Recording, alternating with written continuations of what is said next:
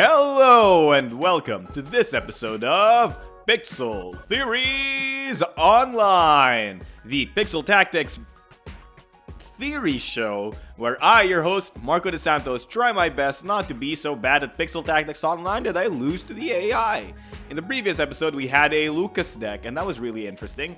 And I think it's really cool if you guys actually just suggested leaders to me, and I would just use those. Technically, having you guys pick is kinda random, right?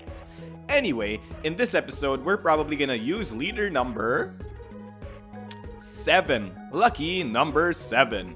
So again, we will count from upper left to lower right. Theory 1, check. So our leader will be 1, 2, 3, 4, 5, 6, 7. Uriah! Alright, Uriah, we will test you out. Boom. So Uriah's ability is counter. This leader cannot attack. Uriah cannot take more than 4 damage from a single attack. So what does this mean? Essentially, Uriah is 2 things. Uriah will never trade negatively against an enemy leader. If the enemy leader ever attacks Uriah, Uriah will counterattack for 5 damage, but he will only take 4. So he will always, and I mean always, trade positively. That's 1. Number 2, Uriah can't attack. That's kind of a bummer, right? But his leader ability and his life total are very interesting, because he has 16 life and he cannot take more than 4 damage from a single attack. This means that it will always take at least 4 attacks for Uriah to die. And that's very powerful considering that certain leaders can buff their units as attacks. For example, Hikaru can buff everyone by 2 strength. Kalistar can buff everyone by 3 strength. That's just how it is. So, with that in mind, adding a few heals could actually be very good, because my opponents will have a significantly harder time bringing my life total down. So this kind of lends itself to a, I would like to call it Theory 2. I think this would be, this would lend itself to a very interesting control type of deck that ends in an OTK or ends in some sort of, switch-based OTK. So switch-based OTKs are very powerful in Pixel Tactics Online, because essentially when you're second player, your rear wave turn is directly before your vanguard turn as first player. This means that you get 2 turns straight and your opponent doesn't get to do anything between those turns. What's important is that you essentially have 6 action points to be able to do something, which enables a lot of combos to happen. So here's the combo I have in mind. It would have something to do with the Pistolier.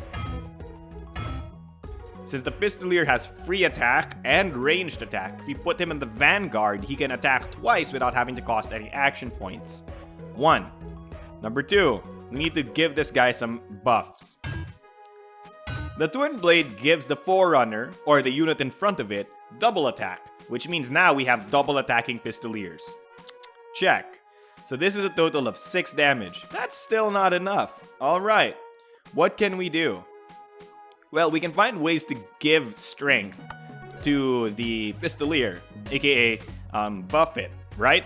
Buffing its attack essentially buffs it double, because it gives us the first attack and the second attack. So anything that buffs the attack will be good. Warriors. So warriors are sturdy units. They're really good for control decks. They have a lot of health. Like, look at this. 8 health. That's absurd. Most decks will have to use 2 orders to be able to clear that. Then, it also has an order that cures a unit by 2 and buffs its strength by 2. I mean, of course, this only lasts for 1 turn, but 1 turn is all we need to be able to kill the opponent. Next up, Fencer. Fencers are very powerful because they have Strength 3. Now, this is different from Strength Buff because Strength 3 lasts forever. This means that we can put this on the Pistolier in our rear turn and kill the opponent that way. Now that we have the combo that essentially deals 12 damage, that's significant. That's a significant amount of damage. What else do we need to do?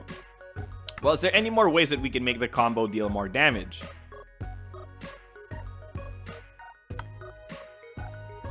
We can use lightning elementals. Lightning elementals essentially count as extra 4 damage every time we do it. So yes, we can do that. If we end up with 2 twin blades, so one on top of our leader and one underneath our leader, we're able to both attack with the pistolier and the lightning elementals. So that's pretty good. So now that we have all of this is probably the makings of being able to kill my opponent. What now? What do we do? Well, we need to be able to get there. So, now I have a way to attack and kill the opponent with enough damage. Well, this isn't going to be enough most of the time, but we're going to be able to burst the opponent down with a lot of damage. So there's 2 more prerequisites we need. The first more important one is that we need to be able to get these attacks in. So that means we have to be able to remove the opponent's Vanguard Defender, which is the Vanguard unit in front of the enemy leader. This is where Lancers are very useful because they're able to clear the opponent with finisher kill using the spell or the order, or you're able to kill the opponent just easily with those 2. Yeah. Man, I lost my train of thought there. Anyway, it's also very important to put something like Assassins because they have Assassinate, which is like finisher kill, but it doesn't require the unit to be damaged. That's very important. And yeah, okay, I think this is pretty much good enough. So long as we draw into one of these, we're gonna be fine. We're a control deck, so we can take our time. So what else do we need to do? We need to, number 2, get the opponent low enough that this OTK will actually work. So this is where it's useful to put units that can damage the opponent continuously without us worrying about it. Ghosts are very powerful for this because they don't only have backstab, they also have resurrect as an order. So if the opponent somehow kills our pistoliers, we're able to use the ghost to resurrect that thing. Backstab is a keyword that lets us damage the enemy leader immediately. So it's basically burn. Okay. What else? We probably need to put a few more backstabs in. But which ones specifically? Well, I think it's very useful to talk about how multiple cards can have multiple uses. Occultist is a very powerful unit because we can put it in the flank to backstab, but it also has Order Decoy. So we're playing a control deck essentially, and sometimes my opponent might have too many heroes for me to deal with. Order Decoy essentially places a taunt on one of your heroes, forcing the enemy to attack that instead of anything else. So this can be very useful for redirecting my enemy's fire. So there's that. But we're a control deck. Remember, we need to get to the late game. So we need to fill our deck with cards that allow us to clear the enemy side. Fighters are very useful for this because not only are they able to defend me by being in front of my face, fighters can also order Thunder 5, which is a great clearing order. In line with that, the Ranger is very powerful in the rear because we're able to reduce the enemy's life total while also being able to order 4. Order Ice 4, I mean. And in the same vein, Pyromancer is quite powerful because it allows us to Blast 3. It also allows us to spell Fire 3, which is another clear, and Order Fire 5, which is another clear. So I think that's enough removal for us. Finally, as with any control deck, we will need card draw. Card draw is quite important. So we will put Summoners in. Summoners have Quick Order Scry 6, which essentially allows us to pick up the top 6 cards of our deck and put one of those into our hand. Very useful for wanting to get those combo pieces that we need. Treasure Hunter, very good. Order Draw 2. It's essentially a free draw 2 cards, really good. So finally, what else is very required for this deck? I feel like Squires will be the ultimate goal here. One Squire essentially increases the amount of hits it takes to kill Uriah by 2. Because the Squire gives you a shield, but it also cures your leader by 2. So for example, I end up on 4 health, right? If I use a Squire, I go up to 6 health and gain a shield. Now instead of being only 1 hit away from death, I'm actually now 3 hits away from death. This is very powerful and very effective. So here's theory number 2, my Uriah stall OTK deck. We see how it uses this combo in the top row to be able to kill the opponent or at least burst them down from 12. We will then use these heroes these 4 to clear the way so that we can attack into the enemy leader. Finally, oh well, not finally, these heroes on the other hand, these ghosts and occultists, serve as really powerful ways to enable my combo by either defending me with the order, resurrecting one of my combo pieces, or allowing me to backstab the opponent and get them down low enough to where I can burst them.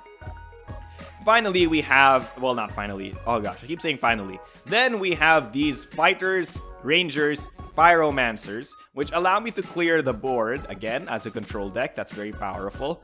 And then we have summoners, treasure hunters, so that we can scry and draw for our good cards. And finally, we have the squires as a backup plan to heal us, just in case my opponent is gonna try to be a huge jerk about it. Oh, not arena. We're gonna go to the campaign. King's Peace. We already finished this Lizaveta deck. Now it's time to fight. Oh, this might be a bad matchup for me. I didn't know it was gonna be an Andrus deck. But we'll see. Andrus is a very powerful hero leader. He's able to essentially attack and clear more things. But that's why it's very useful that I have the Resurrects in my deck. Speaking of which, I probably should have added a Divinity, but oh well. I think these 2 are good enough to keep. So as a control deck, what you want to do is draw a lot of cards, right? Especially for a combo deck like me. Spend as much turns as possible drawing cards. So now I could play the warrior or the fighter in front of me. This allows me to defend really well. However, the problem is that which one do I put? Fighters are often more defensive, but warriors are part of my combo. I think I'll put the warrior down because the fighter has a clear order and I only have 4 of those. Well, you know, you can't have too many clear orders. Let's put the warrior down. It's going to be a 5-8. That's going to be very threatening as well. 5 attack is huge. So we'll see what my opponent does. Will he defend himself? Yes, he will. Okay, so my opponent put down... So 2 orders will clear that. So hopefully I can draw into my combo pieces. Nope, that's just not going to be the case right now. So what we can do right now is place the occultist down here so I can get some backstab action going. Keep drawing more cards. So against an Andrus, I'm purposely, and I literally mean purposely, not placing a lot of units because Andrus's ability is that he casts Ice 2 or Fire 2 whenever something attacks. So it basically clears my board really fast if I all in on it. Ooh, so now this is gonna be a problem. Lancer gives Vanguard Deathproof, which means I can't use Assassin or Finisher Kill on his units. That's gonna be quite troublesome, but we're gonna have to work it out.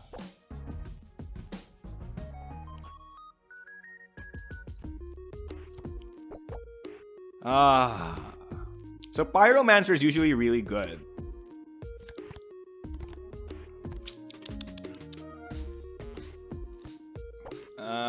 We're gonna Pyro in the back. There's an Assassin. So we're gonna Lancer so that we gain access to Finisher Kill. And hopefully I can clear this Lancer before that matters. Puts a Fencer in the back. Okay, he's just attacking my units. There, now you see the keywords in action.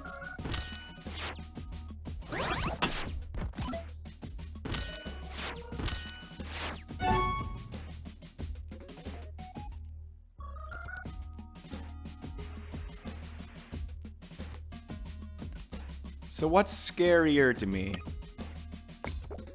Probably attack this.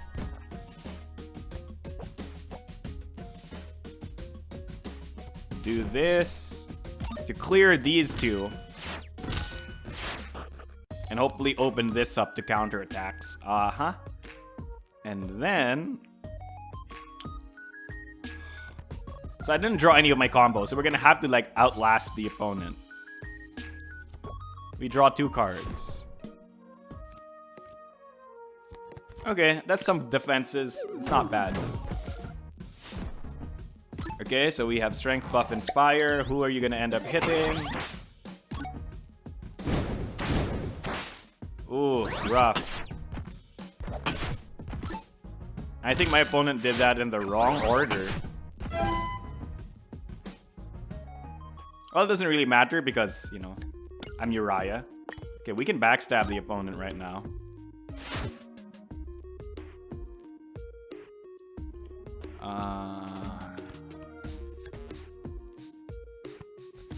We should probably draw.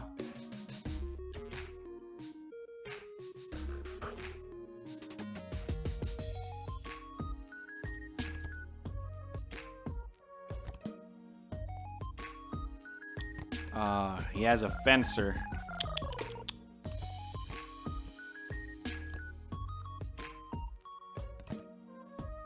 He's cleared a lot of my units. This is quite a problem. I wasn't expecting to be finding an Andrus. This heavily changes the way I should play. I could place the Lancer down here. Okay, we're gonna just try to eke out as much damage as we can. Of course he's gonna kill that. Oh man, is he gonna assassinate the other one? Oh, rough. Rough. Okay, definitely this attack is going off. That's important. We're drawing a card. Are we gonna use the ghost to resurrect this guy? Yes, we are. So this is the power of the switch. We're able to use all of these actions to essentially gain a huge advantage in terms of tempo. So it's now my turn. I will attack with this. I said attack. Okay, I think this is where the lightning elementals are going to be really useful as well. Okay, so now my opponent's down to 4 life. Unless they have a nurse or a priestess, they're not coming back easily from that. We're gonna have to force my opponent's hand. We can use the assassin and place it here to essentially threaten them to attack this assassin instead of my other units. But he has nothing to do right now, so I think it's best to just draw cards. The power of Uriah is being able to just open up my leader like that and just not really care. Though seeing my board right now, it might be best to put some sort of divinity into the deck. So that, you know, when I get cleared, I can just bring my entire board state back to life. After all, I am Uriah. I can afford to wait until I get 3 orbs.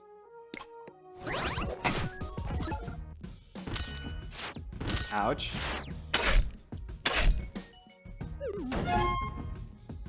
Okay, so this is gonna be just a draw fiest. Draw fiest. Well, there's my quote-unquote combo piece. But remember, combo pieces should be good on their own. In this state, the Pistolier has a 2/3 chance of killing something, but the healer can just heal them, so it doesn't matter right now. Should we scry? What are we looking for? Actually, we're looking for the other ghost.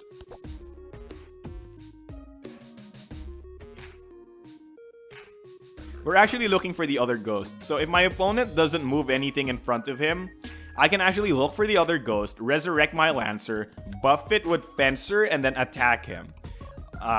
We'll see. So we can scry. Oh, there's the other ghost. We could also just use Lightning Elemental. I think Lightning Elemental is the safer bet here. It does 5 damage. Okay. That's good. Do we clear corpses? Do we play orders? No, we need 1 order. So we need 1 order next turn. That's fine. So even if I know that the healer can just heal them, I want my opponent to, quote-unquote, waste an action healing something rather than doing anything else. So I think this is a good option. It also allows me to draw. Oh, it affected the healer herself. So she's gonna have to either heal herself or let herself die.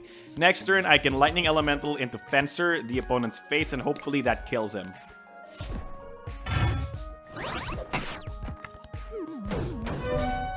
Really? Really? Should have gone for the ghost. My opponent has no ranged... but he has ice. Okay. put Ranger here. So we can still do this on the Vanguard wave next turn. I'm still relatively safe, so I don't feel too bad about it. Also, that was my mistake. You always should draw first. But it doesn't really matter in this situation. So let's just clear a corpse. Because I don't have enough orbs to be able to even kill the guy. Because I could have done Ghost into Fencer and then attack.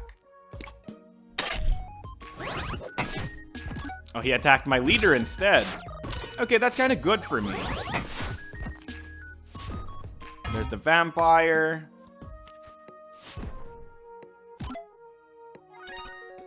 Okay, AI is still a bit wonky.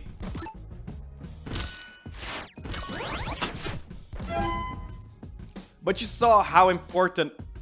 Okay, so essentially, this thing had 6 attack. This thing had 5 attack, okay? 3 attack. So it attacked my leader, I could be really low right now, but the damage mitigation has been very useful. So I think I win this game. I just need to summon this guy, order strength it. So that was my opponent's mistake for not summoning their warrior here. It would have been more optimal to do it that way. But it seems that I have won this game. Given that I'm second player, my opponent has no chance to respond. So I think that's game. So, yeah, I just want to see the victory screen now. Victory! So it seemed the deck worked out relatively well. There are a few mistakes that I think came into the deck building. I probably should have more Resurrects in there because my board tends to fill up like that. I wasn't able to showcase the OTK, but I was able to showcase how switch turns work, so that's good. I think the Lightning Elementals have shown such great potential this game in conjunction with all of our heals. So I think that's very good. And I'm really happy with how this deck theory worked out. If you guys want me to try another deck or try a specific leader, we're going to fill this cornucopia up with all of the leaders that you guys give me. It's going to be fun to watch me theory craft a bunch of decks. We'll see how it turns out in the next episode. So, if you guys want me to use a specific leader, please tell me in the comment section down below. If you want me to deck build for a specific kind of archetype, please tell me in the comment section down below. Just make sure to give me a random leader as well. Without much else to say, don't forget to clear corpses and thank you, World of Indians. Thank you, and good night.